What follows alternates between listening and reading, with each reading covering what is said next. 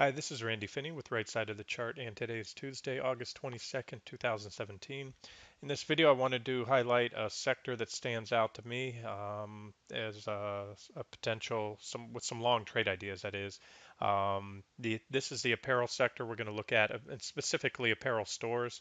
Most of you are aware in the last few years, there's just been a tremendous amount of talk, and rightfully so, of, the death of retail, and that seems to have reached a crescendo in the last year or so, with Amazon at near all-time highs, continuing to take market share as more and more people go online to purchase not just household items and TVs and such, but also clothes and shoes. Amazon has the free return policy on shoes and clothes, and that's pricing is hard to beat. However, a couple things. Number one, an industry doesn't die overnight. And in apparel is one of those things, if you need batteries, sure, go on Amazon and get them. But there's always going to be a subset of people that prefer to walk into a store and try on a pair of shoes or a shirt or whatever outfit it is. So obviously the industry has changed, and they'll continue to feel the ongoing pressures of online, competing against online retailers. But either way, with that being said, let me just say this. A lot of the fact, the market share that they've lost to Amazon and other online realtors has been priced in. Undoubtedly, these stocks have been in a vicious bear market. So let's just fast forward. You guys can, hash through all the fundamental stuff all day long. Ultimately, it's the charts that get you into a trade as a swing trader or a trend trader. So let's just dive into the charts, and I'll show you some ideas that stand out as compelling to me right now, as well as I'll hit on a few companies that I'm not looking at setups now because they've already run. But the reason I do these videos and I don't just say, okay, here's, buy. Let's go through the watch list here. For example, here's the apparel stores watch list I have in here. I don't know if you can see the whole thing at the bottom, 35 items, including the index we're looking at. And I have these sorted by market cap. Keep that in mind as we go through these.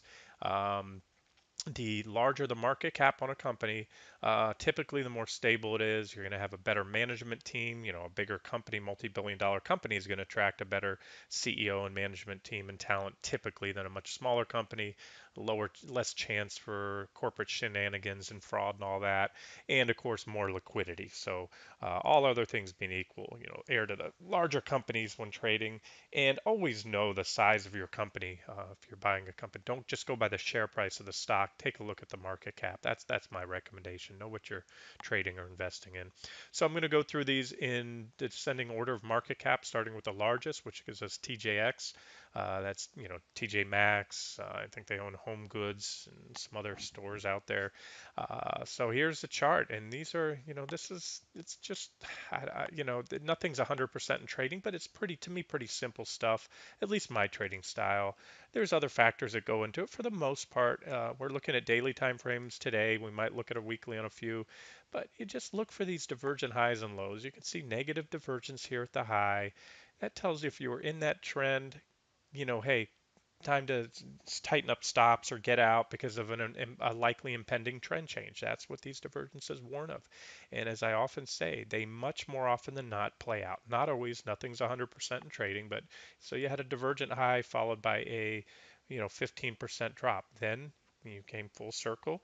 You had a divergent low, and that was followed by a rise, I guess, from the lows all the way up here to the highs of about 14%. No surprise, that ended with a divergent top. You did have divergence here earlier on. So like I said, sometimes these divergences extend, but even within a trend, a larger uptrend, you can game these, pullbacks as a swing trader. There's a 5% drop, thrust up to another marginal new high, and then boom, another drop of about, let's see, 17, 18%. And once again, we've come full circle. The stock TJ Maxx has come down, or TJX, I'm sorry, has come down to support. You can see a lot of reactions here, big gap. That was a 2-day candle, nice reversal pattern. You saw a gap down followed by a bullish engulfing candle, and we jump back up. And you can go back over time and see that that is a well-defined support level. So there's the chart. That's how it looks. Obviously the stock's still well off its highs. Not one that I'm looking at right now. because we're at resistance and we've already rallied up. We had a relatively small divergent low. I often say this that typically, not always, but typically the move following a trend reversal, top or a bottom, that was confirm with bullish or bearish divergences, it's typically commensurate to the scope or magnitude of those divergences. So in other words, this is a very, I will say it's not a very large divergence in time, but it is pretty steep. You can see the very steep trend lines on the PPO down here in the RSI against a steep decline in prices when they made a lower low at that point. And now, here's the thing. We've already rallied up about 8% and we're at resistance. So I wouldn't short TJ Maxx here because of the fact it just put in a divergent low, but my guess is a pullback here off that resistance level, 72-ish level, and then another thrust up ultimately. But again, I'm like the sector. Look at the PPOs trying to make a bearish, or I'm sorry, a bullish cross back above zero. So again, I spent time on a stock I'm not even interested in trading right now to impress the point. This is at least in this watch list for apparel stores, the largest one that I have on the list. Lux, this one looks like it's a buyout candidate. When you see a stock flat line like this in price for the last few months, that's usually they're being acquired. There's Rost, ROST. Nice, very see the steep divergent low. You had a divergent high up here. In fact, this was a trade idea on the site. We hit this target back here. We probably shorted, I guess, on the breakdown of that rising wedge. We also had a trade back here where it goes to the left of the chart. We hit the third and final target back there. So, I'm an equal opportunity trader, long, short. Give me a chart, give me divergences, a reason to go long or short. And I like to do both. Now, again, Ross is another one that is at resistance. You can see a lot of reactions. This is these two parallel lines that I'm hitting here. This is a resistance zone. It was a support zone tested from above. It was resistance from below. So here's another one that the train already left the station. But again, it shows that the sector's firming up. This is possibly more than just a quick counter trend bounce. It may only prove to be a bear market rally, but it might have some more legs to go. At the very least, it shows some bullish developments in just recent days here too. That's the thing, guys, and I wanted to point that out on this. I'm assuming, without even having to look at the charts, I can just tell you a gap of this magnitude. You can see this thing gapped up. Last Thursday, it closed way down here around 53 and change or something. And then on Friday, it gapped up, and that was a gap of about, well, let's try to measure it out here for you. I'm going somewhere with this 10% gap. That's got to be an earnings induced gap. It's not I don't believe Ross is a buyout target. I haven't looked at the news on any of these, but these are probably earnings induced gaps. And so what's happening here is the stock already had a divergent low at that point. And then it gapped up big 10%. So some of these now may be an aggressive strategy. I'm going to go over some of these names that look just like Ross did before it gapped up. And you may want to establish a position. You can use options to minimize your loss if the gap goes against you. But there's a lot of these, and I'm assuming they haven't reported because I don't see any gaps. They had similar charts that Ross stores did leading up to this move.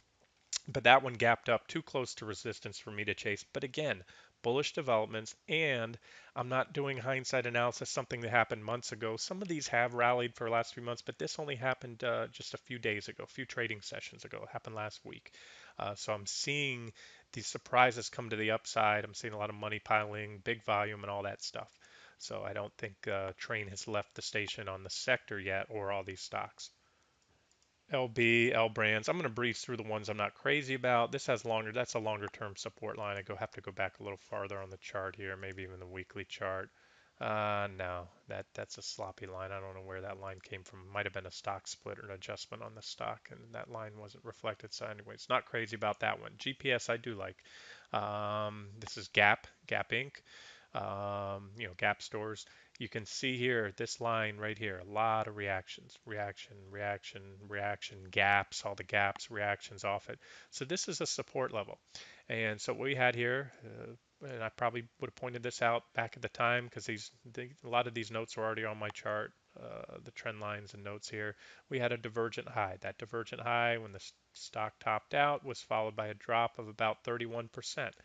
At this point, we recently put in a divergent low right here. Price is making a lower low versus the indicators making higher lows.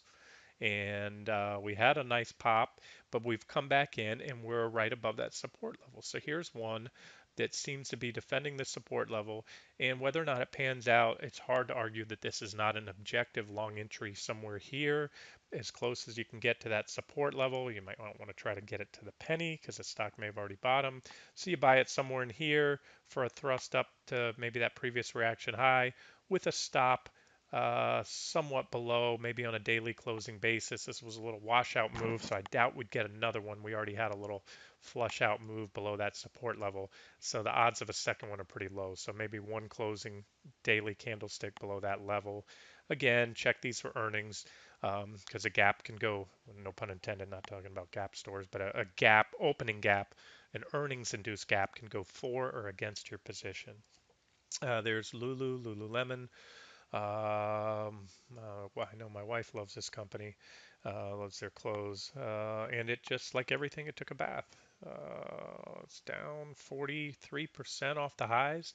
That those highs were marked with negative divergence. You can see it here, clear negative divergence. We had a divergent high back here as well, bearish rising wedge. I guess I pointed that out at the time, and there was a nice correction there.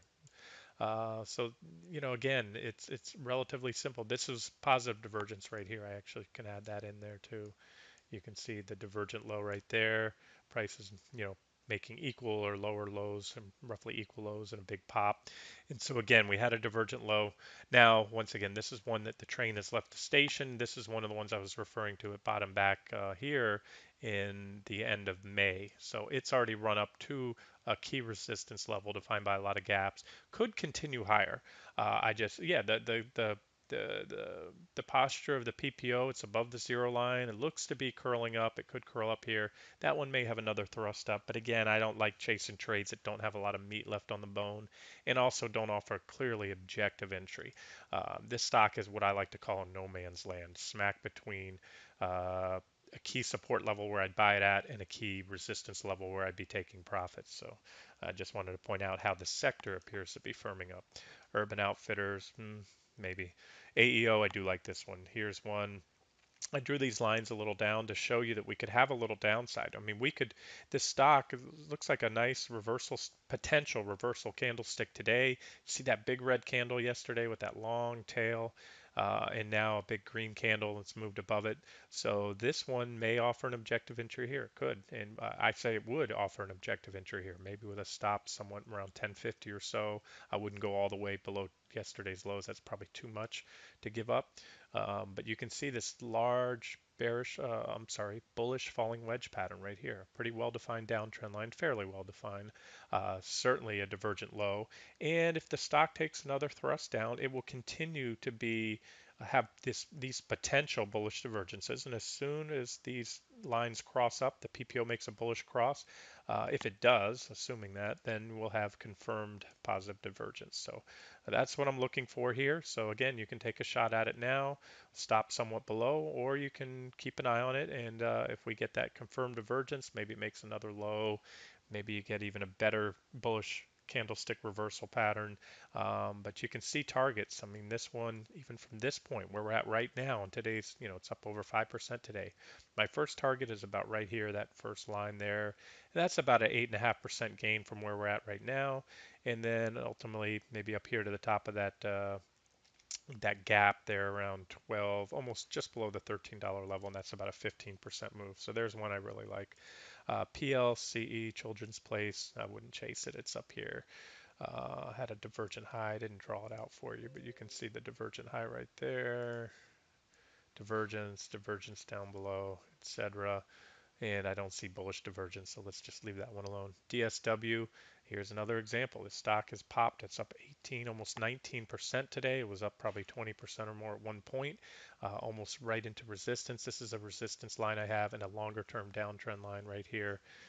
Must go back quite a ways. There it is. You can see when I zoom out to this 4-year chart, there's that divergent low. There's a key downtrend line. So again, it's one that you would have had to been in front. I'm assuming, again, making an assumption this is an earnings induced gap. But you can see so far the trend has been on these that have gapped recently. I don't see any huge gaps down. They're all favorable, and I don't. It doesn't matter whether these companies are coming out with, if they're missing their earnings expectations, if they're issuing negative guidance. In fact, if they are, that's even more bullish because the important thing is how the market reacts to those earnings. And so far, we're seeing some big gaps. So, like I said, an aggressive strategy on some of these. If you check earnings and you see they're about to report, but they're setting up in a clearly bullish pattern with divergences, maybe they fall into support on a weekly or daily time frame, you might want to take a position in advance. Again, if that's your trading style. GES, GES, downtrend line, bullish falling wedge, positive divergence. You can see here, same story. That one's already popped. So like I said, some of these have now rallied for a couple months here, whereas some have yet to take off, but they're setting up just as GES and a lot of these other companies in DSW were just recently. So that one went smack into a very good resistance level. Would have been a great price target. You can see all the reactions here, big gap there, reactions from below. So on a scale 1 to 10, that would have been a 10. That would have been my swing target, but unfortunately didn't catch that one earlier. CHS, Chico's, this is actually a local company where I live. They're based out of Fort Myers, Florida, and you can see nice. There's one, like I said, this to me, I haven't checked to see when they report, but my guess is they haven't reported yet. It's possible there was a big meltdown there, but then again, we had a meltdown over here. Either way, one to look into because you have this strong potential bullish divergence here if the stock reverses. And like I said, a lot of these reversals out of these type patterns have come on gaps. And so if this one has a positive, you know, earnings report or a positive reaction to earnings, it could gap all the way up to that 960-ish level. That's about a 25% move. Near-term target, if you're not looking to, swing for the fences, there's certainly a decent level there, about 850 or so. So that would be my first target. And even if that 850 target's hit, even if it's just a brief counter trend bounce within a bigger bear market, you're talking a 10% gain. And if it goes up to that other level, you're talking about a 25% gain. There's a big gap to be backfilled. A lot of gaps are often backfilled eventually, sooner or later. And if so, then you're talking a potential about 45% or so. All right, BKE. Not one of my favorites. ANF, Abercrombie and Fitch, excuse me. There it is. Nice potential divergence. It still needs a little work. Be nice. My ideal scenario on this one would be another thrust down. Doing so, we'd have to take out this previous reaction low. So doing so would give us something along these lines here. And it would also give us, I like to see separation if possible.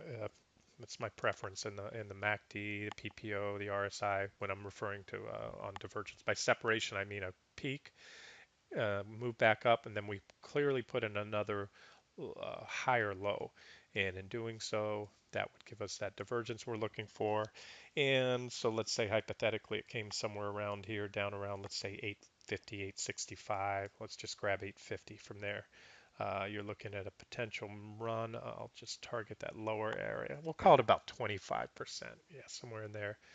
And there's a potential for more. I see upside potential, maybe 70% or so in this stock if it puts in a meaningful bottom here.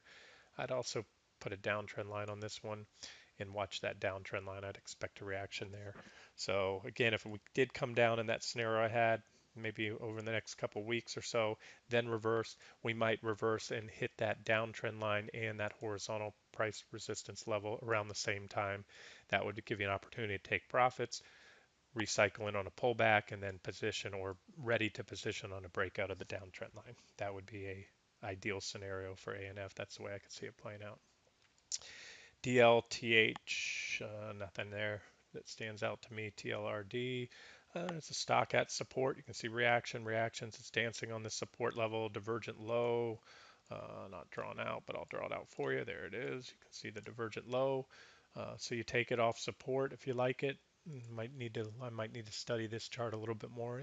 This is a 10-year weekly, long-term support with bullish divergence on the weekly time frame. It's a 10-year weekly chart. So this one might have potential as a bottoming play as well. GCO is up next.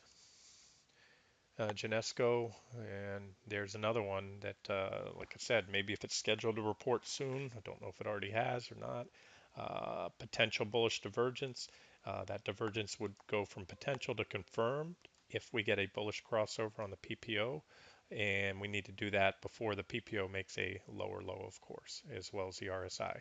And a lot of upside on this one. You know, these are all these lines that I have on my chart overhead are resistance levels which could serve as potential price targets. So just from where we're at today, it can't really make a solid case of bottoms in yet on this one, although I'm seeing evidence of a bottom in the sector, at least a tradable. Once again, please don't ever confuse when I call tops or bottoms calling the top of a bear market or the top of a bull market. I'm calling just tradable trends that might last for days, weeks, months. It all depends on the time frame. So whether these retailers are in a new great secular bear market or not, you get a counter trend rally. For a stock that's fallen down already 70%, just to recoup half those losses, you're talking about, nearly 100% return. So there's tremendous amount of money to be made in counter trend rallies, particularly in bear markets. Jill Inc. This one hasn't traded a long time, but there's some potential divergence. I could draw it if I draw a trend line from here to here. We have about equal lows on the RSI and PPO versus lower lows there. So again, I try to stay away from charts that don't have at least a couple years of trading history because it's you can't really chart them that well.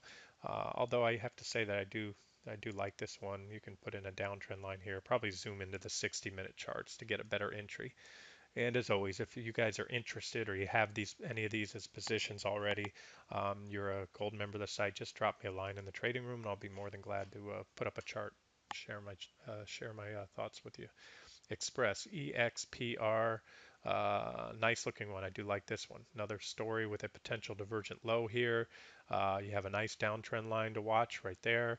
You have a big gap right here in this area here. So on this one, I could see, like a lot of the others, I could see a reversal come very soon. And there's a minor downtrend line. I don't know if you can make it out here. I have a minor downtrend line there. But my first target is here around the $7 level, then that gap to be backfilled, something like this, a reaction, and then maybe a breakout. Look for a breakout and ultimately a move all the way up to that $10 level if this sector continues to gain some traction. Again, we just have some relatively early signs of a reversal.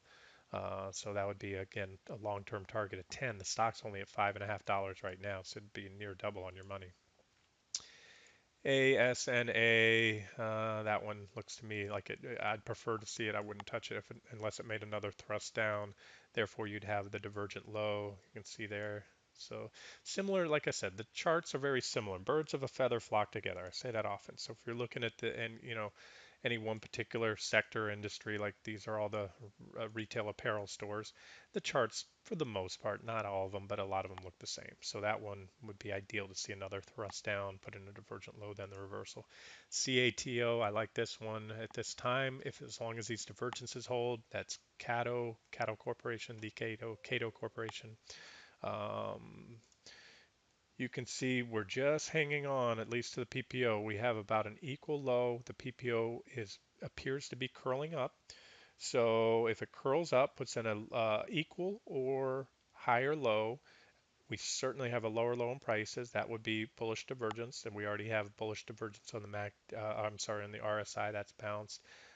So there's one. I have a trend line here that may come into play, and you don't see a whole lot of resistance till you get up around this level here, all these reactions. So again, depends on how prices form or work their way out here in the next few days or weeks. But that one could be good for about even from where we're at now, 18% or so drop. If it takes another low, puts in a higher low, as long as it doesn't take out this low, this red candlestick from just last week, it was last Thursday. As long as it doesn't take that out, those divergences should remain intact, and that one looks good as a potential bottoming play.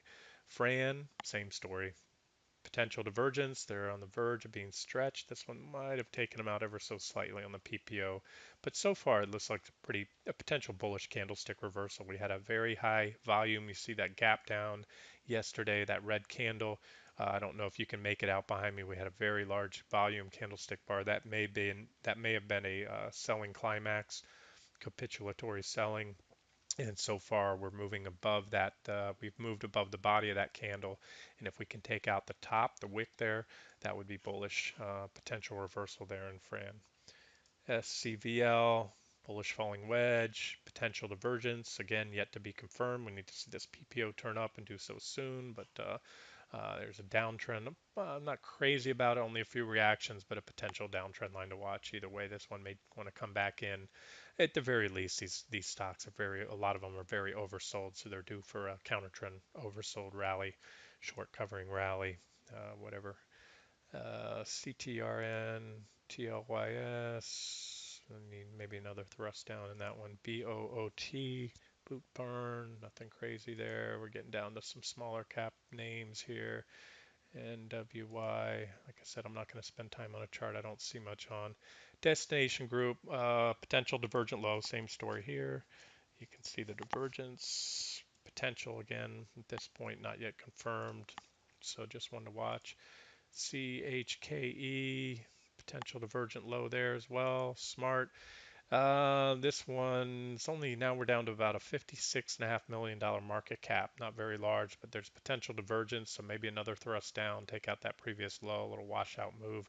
But it has a pretty nice downtrend line, so you could use the safer play if you don't want to try to catch a falling knife, wait for a reversal and a break of this trend line here, and that one might pop back up. And even from where we're trading right now, if it hits that 175 level right here, give or take, that's about a 50% move. SSI staged stores, bullish falling wedge. It's clean, very clean. Quite a few reactions there. Nice bullish divergence confirming it. Recently oversold. That might have taken the divergence out ever so. No, we had about actually we had an equal low in the RSI, so there is divergence there from that point to that point, with prices making a lower low. So yeah, everything the wedge is confirmed with divergence on both the PPO and the RSI. So watch for a breakout. You can see resistance here right around 203. That's where I have that resistance level. So your safe bet is a pop above 203, and that targets would be 250. That's a nice move, 50-cent move on a $2 stock. That's 25% for you. There's 355 would be another target, and I'd be remiss not to point out this previous reaction high. So these would be your targets, and ultimately maybe at least come and test the bottom of that gap right there. CBK, Christopher Banks, nothing stands out to me. BEBE, Baby Stores, or whatever you call that. DEST, Destination Maternity Corp. Nothing stands out, and that's it. Okay, I hope you guys enjoyed it. And I may put some of these up as trade ideas, but like I said, I want to vet them for earnings first. And uh, usually I won't put a stock up right in front of earnings. If I've checked, I don't always check. We're for the most part past the thick of earnings season, but you can see some of these stocks have been moving up lately. So maybe the apparel stores tend to report later in the season. It looks to be the case now. All right, this has been Randy Finney with Right Side of the Chart. Hope you enjoyed it.